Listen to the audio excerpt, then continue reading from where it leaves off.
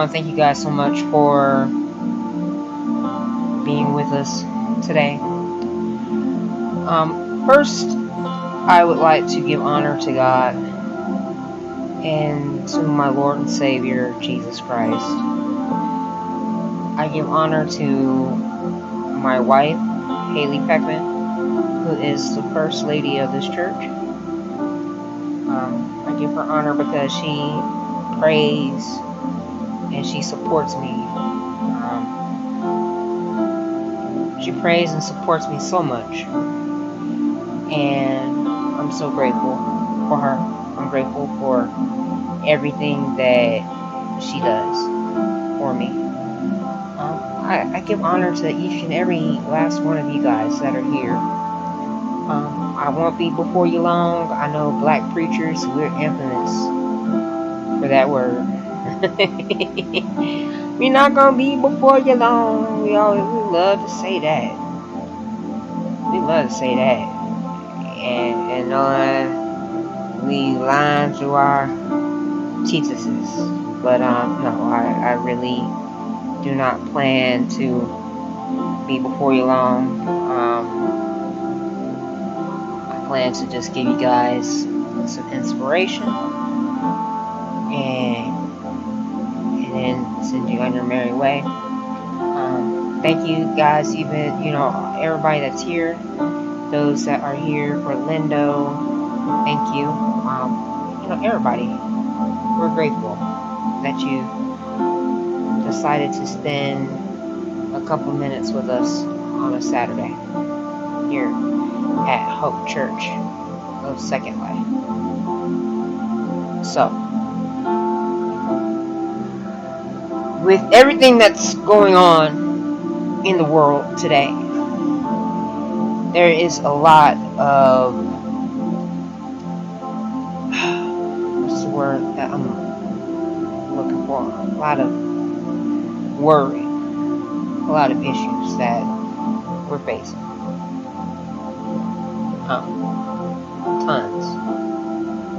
Tons of worry, tons of issues, and it doesn't seem like it's getting any better. Our president,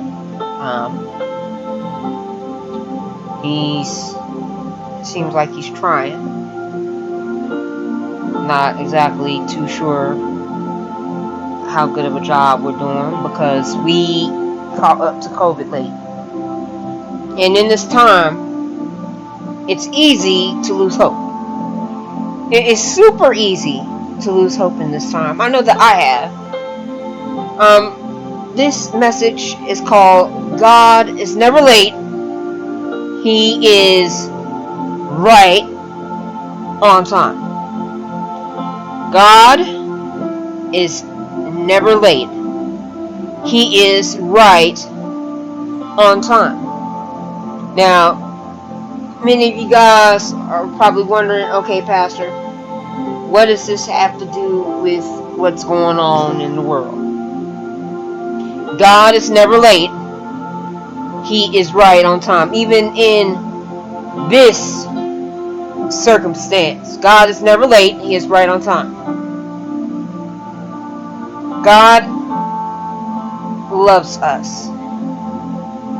He is more concerned for us than even we are for ourselves. And God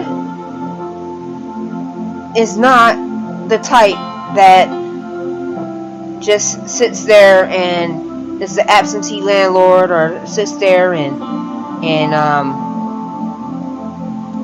doesn't care. Our God is the type that cares.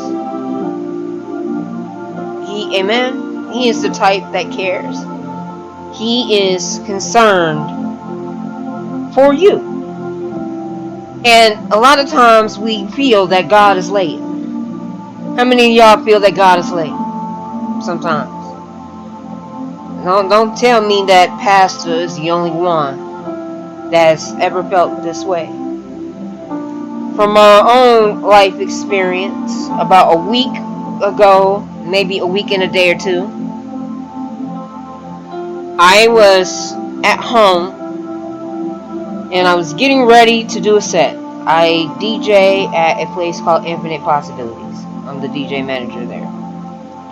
And I was getting ready to do a set. And it was a pretty big set. It was a 70s show. 70s set. And it was an event. I had a costume for it.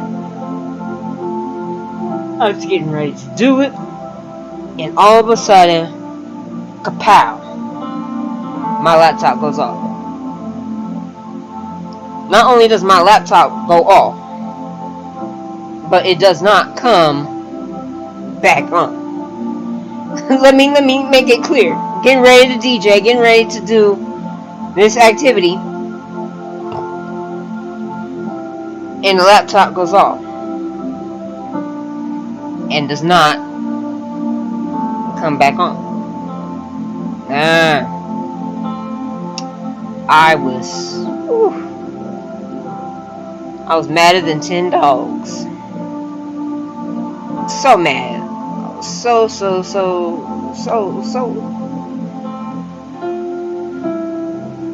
just angry. I was just angry. I really was. Super angry. And a part of me tore up inside because I love DJing.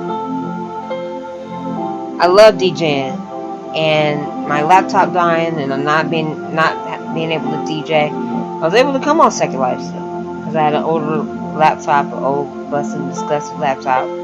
So I was able to come on Second Life, but I was not able to do what I normally do, and it killed me inside. I couldn't vlog, I couldn't podcast, I couldn't do nothing like I normally do. I take that back. I could podcast, but I couldn't vlog with the V. There was just so much that I couldn't do because I did not have my computer working. And I mean, I was angry. Oh, I was angry. And when it happened to me, I was dang near suicidal. Because I said, you know what, Lord, I try to do things for you. I try to lift up your name. I try to serve you. And my main tool for serving you is kaput. I don't know what I'm going to do. I don't know. God seemed very late at the time. And throughout the week, you know, we all waiting on Uncle Trumpety Trump to send the stimulus checks. I called him Uncle Trumpety Trump. Uncle, you know, you rich uncle that gives you money. But waiting on him to send stimulus checks, and it seemed like every day I was watching my friends and family and people get their money, and not I. And I was angry and upset every day. I'm like, man, why do they get their money? I want to do good with mine. I want to do your work, Lord, and I can't seem to get a break. I can't seem to get a break at all. And then right on time, right before church, yesterday,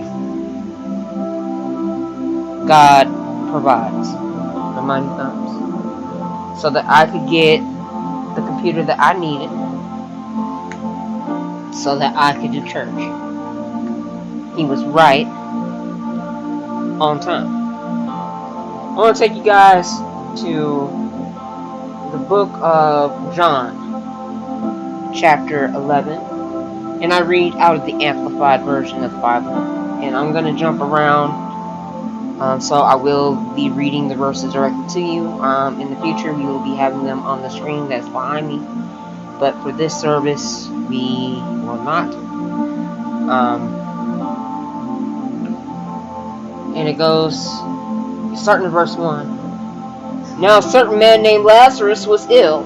He was of Bethany, the village where Mary and her sister Martha lived. This Mary was the one who anointed the Lord with perfume and wiped his feet with her hair. It was her brother Lazarus, who was now sick. If you haven't read that story, read that story.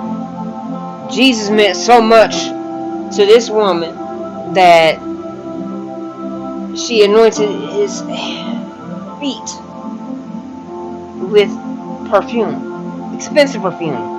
It was enough to feed the poor for months. Judas was hot. He was the money man. He was hot. He was like, this money could have been spent on the poor. Well, could have been put in his pocket, more or less. But Judas was saying. But she loved the Lord so much that she wiped his hair. She wiped his feet with her hair. So the sisters, this verse 3. So the sisters sent to him, saying, Lord, he whom you love so well is sick. 4. When Jesus received the message, he said, this sickness is not to end in death, but on the contrary, it is to honor God and promote his glory, that the Son of God may be glorified by it. Now, if y'all don't know the story, Lazarus does die. So you're like, wait, Pastor, if Lazarus dies, what is Jesus talking about just then? It doesn't end at death. We learn that Jesus raises Lazarus from the dead. But let's keep on.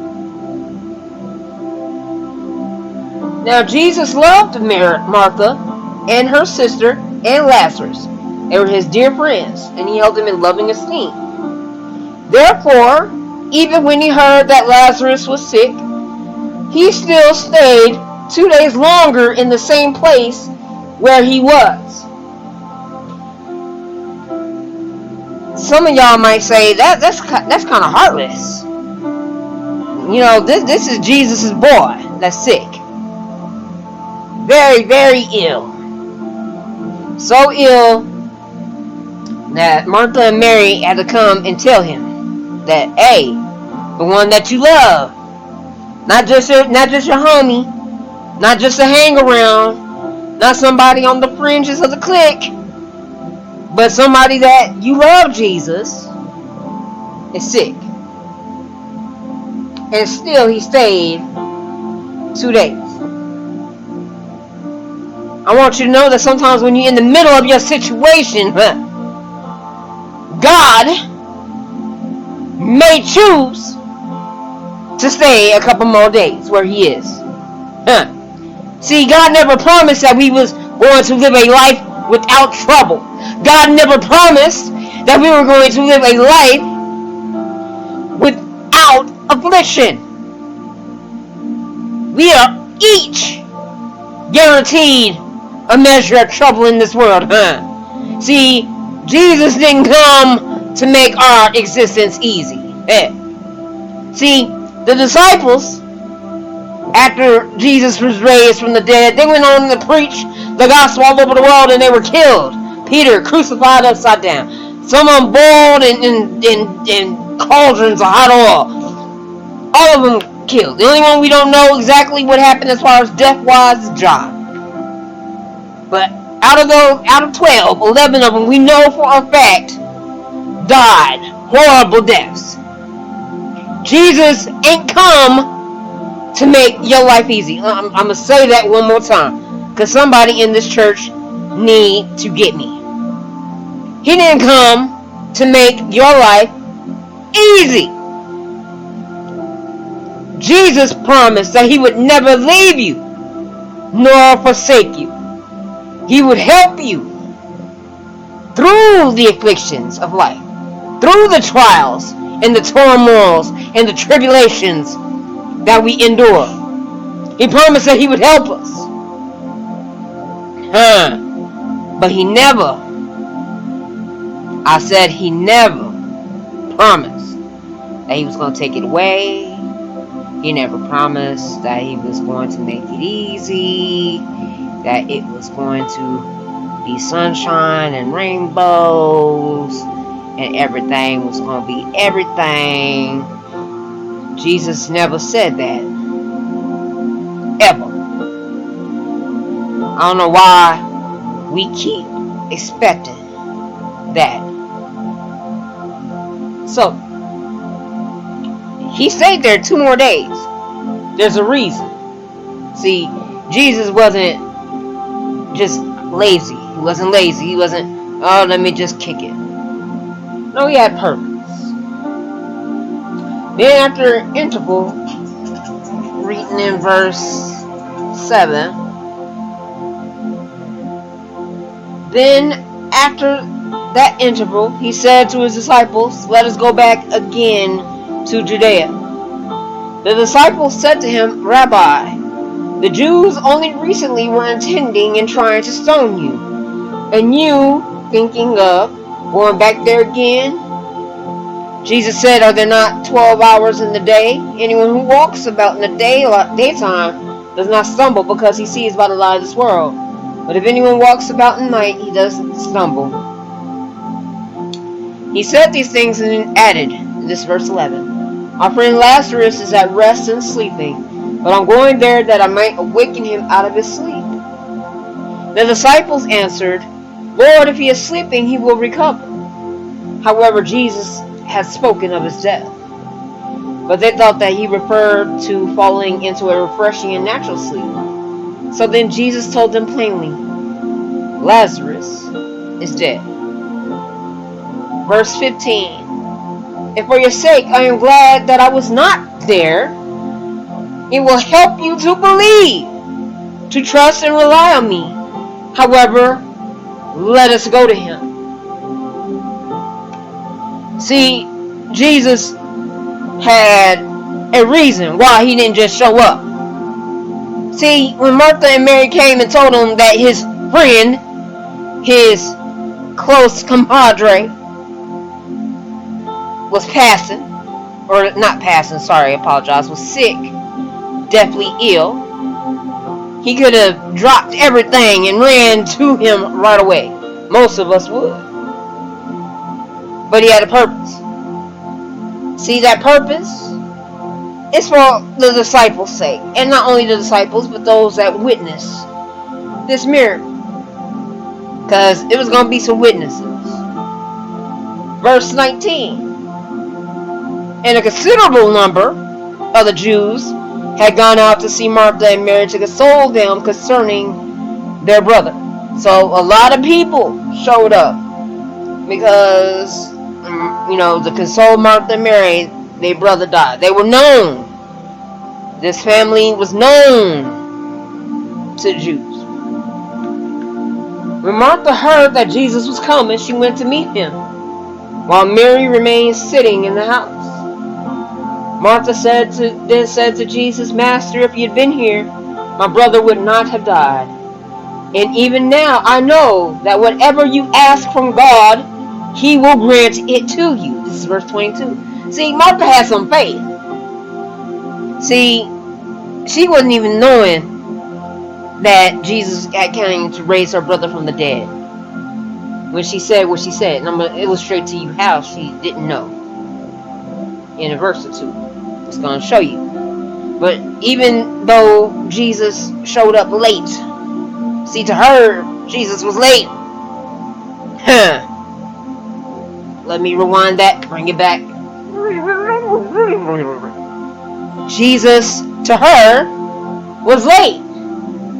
If you had been here, Lord, my brother would not have died.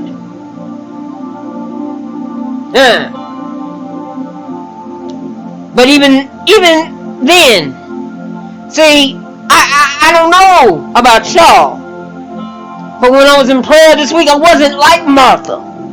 I didn't come with that attitude of respect that Martha came to the Master with. Martha came to the Master with the attitude of respect. Didn't come, oh, Lord, you suck. You didn't show up on time, and my brother is dead. And she wasn't like us. That's why I love this story. She wasn't like us. Because how many of us would have been like that? Especially we at our brother's funeral. How many of us would have been like her? In verse 23, Jesus said to her, your brother shall rise again. 24, Martha replied, I know that he will rise again in the resurrection at the last day. See, Jesus was talking about right now. He getting ready to raise Lazarus up right now.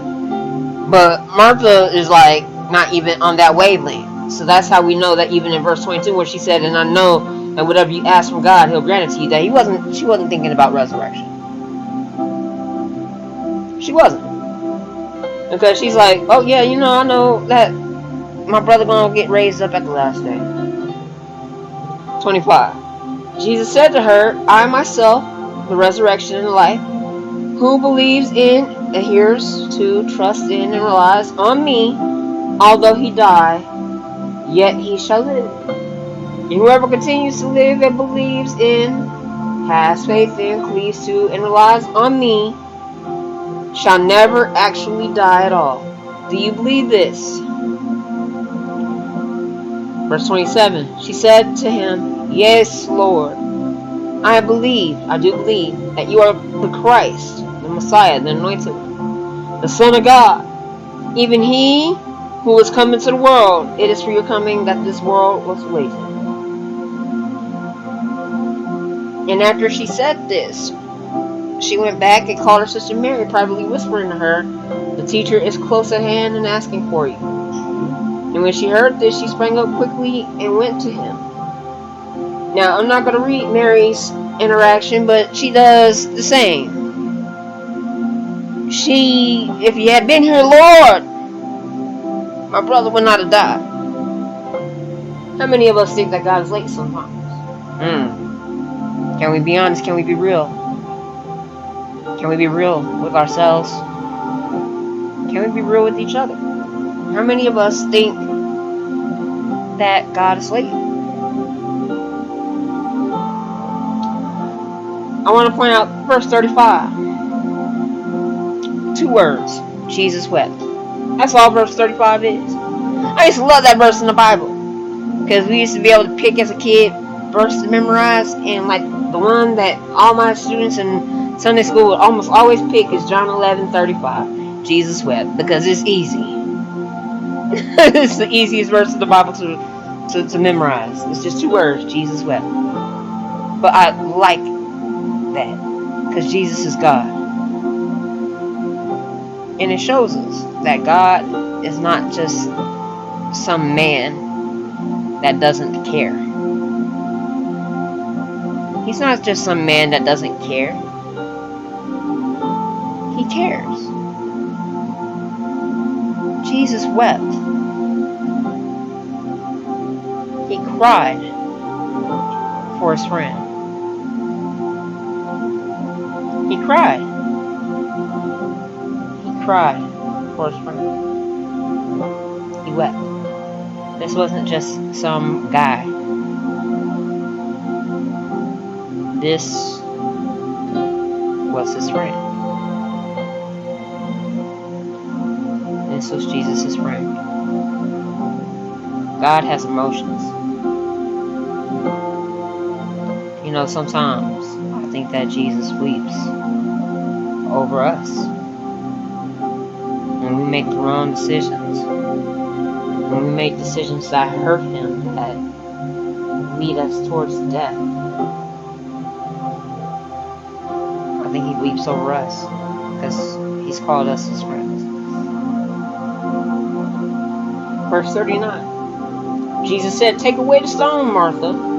The sister of the dead man exclaimed, but Lord, by this time he is decaying and throws off an offensive odor, for he's been dead 4 days. Jesus said to her, did I not tell you and promise you that if you would believe and rely on me, you would see the glory of God? So they took away the stone. And Jesus lifted up his eyes and said, Father, I thank you that you have heard me. Yes, I know that you always hear and listen to me, but I said this on account of and for the benefit of the people standing around, so that they may believe that you did send me, that you made me your messenger. When he had said this, he shouted with a loud voice, Lazarus, come out! And out walked the man who had been dead, his hands and feet wrapped in burial cloths, linen strips, and with the burial napkin bound around his face. Jesus said to him, "Free him of his burial wrappings and let him go." And upon seeing what Jesus had done, many of the Jews who had come with Mary believed in him. They trusted in him and adhered to him and relied on him. See, sometimes in our life, when we want to think that God is late, God is setting up the story. God uses our circumstances in life to bless us, to bless those around us. Amen. Sometimes in life, God will take our specific circumstances, the specific things that are happening to us, and He will glorify His name through it. Because we never know who's watching. Hello? We don't know who's watching. We don't know who is seeing us live how we live. We don't know. We don't know who's watching, who's listening. We don't know. But I will tell you this. One thing that I do know is that God is real and God will use our life for His glory. Sometimes we think that the Lord is late. I know this week I thought the Lord was late. Oh, I thought the Lord was late. I thought the Lord was late. But He was right on time. See, when Meshach, Shadrach, and Abednego got thrown into the fiery furnace, do you think that the Lord could not have shown up beforehand and delivered His children? No, He could have. But He allowed them to go into the furnace. Why? Because when the men looked down into the furnace, they saw a fourth man who looked like the Son of Man in the furnace with them. God delivered them 3 Hebrew boys. But He had a lesson to teach to everybody that was watching. Daniel, being thrown in the lion's den. Do you not think that the Lord could have delivered Daniel before he went to the lion's den? He could have, but He didn't. Why? Because the king needed to see the deliverance of the Lord, of His servant. Moses, the children of Israel, running through the Red Sea. He could have just sent some fire on down and burnt up Pharaoh and all of them. He didn't have to deliver them the way that He delivered them, but He wanted it to be seen. God is never late. He is always right on time. In our life, we have to remember, and this is me preaching to me, that sometimes we have to give God the glory and the trust. That's the biggest lesson I learned this week.